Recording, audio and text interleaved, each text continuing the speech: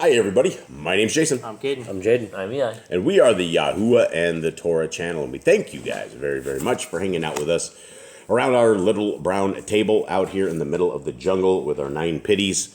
We are the people who believe that these laws, statutes, and commandments that are found in the first 5 books of scriptures are the greatest things ever. And there's about 150 of these greatest things ever, 150 commands that you can take and you can guide your life with, you can guide your family's life with, you can gain spiritual riches when you apply these principles and concepts to your life. And it is these same laws, statutes, and commandments that you have 41,000 different religions that say they don't mean anything and that they've been nailed to the tree, they've been tossed in the ditch, and therefore a different set of people. Well, these different set of people are us. These different set of people are the people who wish that we are in the covenant of our Creator, and the only way that we can ever be in the covenant of our Creator is by keeping these laws, statutes, and commandments. Now, that doesn't take away what our Messiah did for us, because without him, we would not have the curse of the Torah that was broken for us. We would still end up with a spiritual death. But because of his sacrifice, now we have a perfect priest, and we also have a qualified leader for all of us. Now, what you're looking at is you're looking at Yah Scriptures. This is the greatest English translation that has ever been created. It is a limited edition print. We hope and pray it's not limited edition, but if it is, there was only 2,000 copies that were ordered total. And so if you guys would like to make sure you get a copy, you would probably want to get them fairly soon. This has the restored names of our Creator, his Son, all of our forefathers and foremothers. It has 3 big, beautiful bookmarks in there, and it's large print, guys. This is a huge study Bible. This is an incredible book that has 103 books. It includes the Apocrypha, which is a very, very important set of texts that are great to have. Okay, now what you're looking at here is you are looking at the times and life of Israel and Judah as they were all one big tribe back in the days. And then they split from that one big happy tribe to 12 individuals. They were always 12 tribes, but they worked in unison as one big country during the days of Saul and David and Solomon, and then they split up. And then it was the Hatfields and McCoys, and these guys all hated each other. They couldn't stand each other, always fighting each other. And we're kind of going back in time because we've already been through all of these guys going into captivity. We read through the stories of all the kings, how they all went into captivity. And now we're blasting to the past and we're getting some future prophecy. So at the same time, we're talking about the old, and we're actually talking about the prophet Isaiah. And this is the book of YESHAYAHU. And now we're on chapter 3. How you guys doing? Good. Anyone doing anything all right? Everyone cool? Yeah, we're You guys good. have a good Shabbat? You guys get rest? Yep. Y'all looking okay? Some of I'm you? good. Yeah. 2 of the 3 are looking okay. All right. Well, hopefully the 1/3 looks better later. Okay, here we are, guys. This is Isaiah 3. I don't know if we need to do a recap on this. What we did get from the second chapter of Isaiah, wasn't it? We got the future prophecy, right? That was the very Isaiah? first chapter. Was that about one? how they're going to get all crushed. And then number 2 was talking about the reign of Yahuwah and how he's going to destroy the land and come reign in the land. Okay, so here we are, 3. For look, the Adon Yahuwah of hosts is turning aside from Jerusalem, and from Yehuda, the stock and the store, all the supply of bread, and all the supply of water. The mighty man and the man of battle, the judge and the Navi, and the diviner and the elder, the commander of 50 and the highly respected man, and the counselor and the skilled craftsman and the clever enchanter. Okay, first of all, we're talking about everybody, right? We're talking about Jerusalem and we're talking about Yehuda. This is Isaiah that is prophesying to both of these separate countries that consist of 12 different tribes. And what he's saying is that it's going to go down, right? Yeah, he's basically saying Yahuwah is turning aside from everything, all your stock, your stores, your bread, your water, every person he's turning away from. Yeah, and what do we make of the diviner and the clever enchanter on this? I think those people should have been turned away from a long time ago. Yeah. I don't think there are people of Yahuwah. Yeah, when you're talking about diviner, enchanter, you're talking about things that are against Torah, and things that we wouldn't do. And so the clever enchanter, I don't know what that's all about, but those guys should have been like tossed, should have had rocks and stuff tossed at them quite a while ago. Well, Saul didn't do that. Yeah, he did. He didn't. He did it for some of them, but he didn't do it for all of them. And I shall make youths their heads, and children shall rule over them. And the people shall exert pressure, man on his neighbor. The young rise up against the older, and lightly esteemed against the highly esteemed.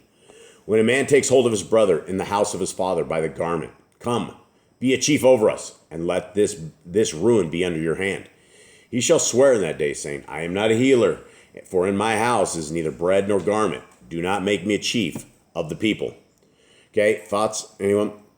So basically, they said they're going to try to take. It's kind of like what they did later, where they took people from the house of a lower ranking person of the house, and they put them over the top over everything, and then they you let this destruction be upon you. You deal with this, and they're like, I don't want to be here. But you saw with Nebuchadnezzar back in 2 Kings how he took some of the random people from the house of David, and he put them as kings.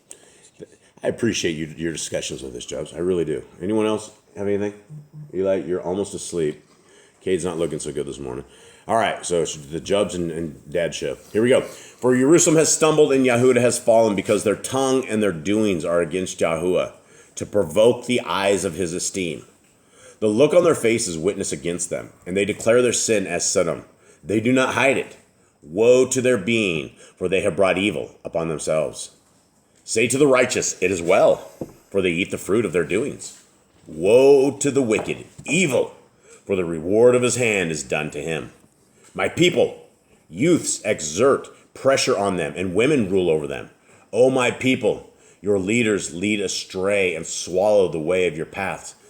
So, this is Isaiah that's prophesying to everybody, and he's explaining to everybody that their leaders have tossed them, they've fouled, right? They've led them astray. Jade, can you please help me with this giant dog? Thank you. And so this is what we saw in the book of Kings. This is what we saw throughout the life of Yisrael, is that all of the leaders really, really messed up, and they led all of the people astray. One of the worst of the offenders of all is Solomon. That is the dude that started. It is where it started. That is literally where the kingdom was ripped out, because he's the greatest necromancer. He's a cultist. He is a one of these guys that talks to the dead, talks to the demons, does all this crazy stuff. And then he started sacrificing to other Elohim. Yeah, he did teach his children how to do that. Yeah, and then, and that's the thing, is King David did not beat his children enough. He absolutely did. He spoiled the child and spared the rod. And Solomon is a perfect example of that, as well as his other kids. His other kids were all like crazy. Yeah. And it's wild. Will you let Giddy out, kid, please? Okay, continuing on. Where are we at, 14? Yes, I think so. No, you're on 13, I think. 13. Okay. Yahuwah shall stand up to plead, and is standing to judge the peoples. Yahuwah enters into judgment with the elders of his people and his heads. It is you who have eaten up the vineyard. The plunder of the poor is in your houses. What do you mean by crushing my people and grinding the faces of the poor? Declares the Adon, Yahuwah of hosts. Now, why would Yah talk about the faces of the poor? Why? Well, because we're supposed to be taking care of them, and these people have not. That's a command, is to take care of the poor. And so, with their sin, they have also broken the command of taking care of the poor as well. So he's like, you guys have crushed the poor. You guys have destroyed these people. You guys, this is you who has done all these evil. And so, it's an interesting way of talking about it, grinding the faces of the poor. Can you let Jerry in under the desk, please, Jade? Sorry. Okay, and Yahuwah says, because the daughters of Zion are haughty, and walk with outstretched necks and seductive eyes, walking and mincing as they go, making a jingling with their feet. Therefore Yahuwah shall smite with a scab the crown of the head of the daughters of Zion, and Yahuwah expose their nakedness. All right, so what does it talk when we're reading about these women? What prostitutes? Yeah, well, they're not exactly prostitutes, but I think they are. Well, they are. That wouldn't be prostitution per se. We're talking seductive eyes, walking and mincing as they go, outstretched necks, right? They're trying to look glamorous, right? They're trying to look like a thing of beauty.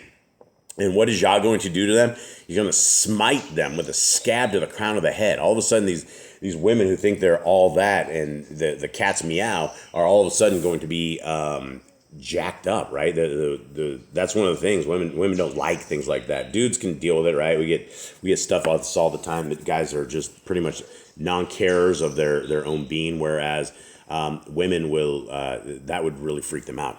Okay, 18.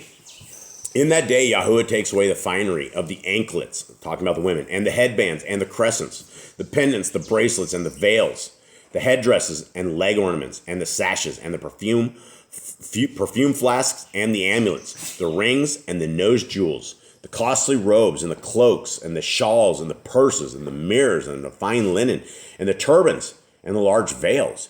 So, guys, this is we live in kind of a dude house.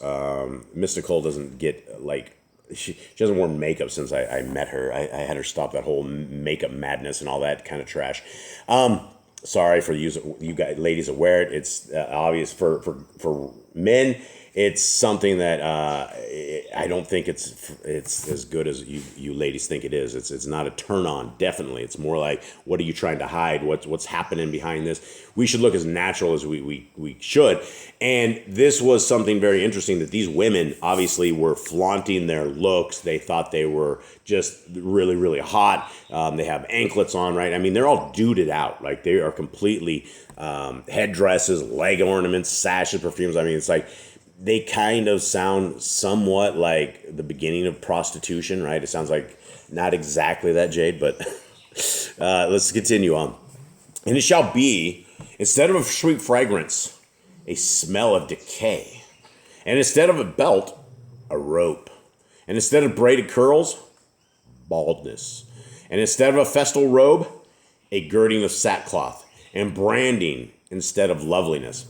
I don't know exactly what branding is. Eli, can you please pet the dogs? Yes, I was thinking branding. Yeah. I don't know. And branding instead of loveliness. Maybe they go into captivity. Maybe they get branded. I don't know. I really don't know what that means. Yeah, or like maybe they are like have outside like complete crazy blemishes or something that takes away their loveliness. Anyway, this is where the somehow the women of this time really ticked Yah off, and he's laying it out for them. That's what's going to happen for them, and this does happen to everybody. Everybody's taken up. Everybody's taken into captivity. Probably everybody was raped by the aggressors. I mean, it was a beatdown. Every one of these women that thought they were just that definitely got roughed up, got taken into captivity, just like Yah says. 25. Your men shall fall by the sword, and your strength in battle. And her gates shall lament and mourn, and she, deserted, shall sit on the ground. Bad things happen. This is what happens when you break the laws and continue to break the laws. Yeah, this is one of the reasons that we would encourage everybody out there to get into covenant with our Creator, right? We don't want these kind of curses. We don't want these bad things happening to us. Our Creator has a way forward. He has a path, a journey, a covenant path, that if we are willing to take this covenant path, then we are going to be kingdom people. But if you don't like the laws, statutes, and commandments, our Creator's Son, Messiah Yahushua, says, go to hell, you who are Torahless, depart from me. Same thing. So it's a decision that all of us have. We have a lifetime right now that we can make these decisions in, and hopefully this will encourage some of you guys out there to seek the word of our Creator and to read it for yourselves. Guys, it should be something that we write on our hearts, minds, and souls. It should be something we talk about when we get up and go to sleep. It should be everything in our life. So with that, everybody, we hope you guys have a wonderful day. All right. Shalom.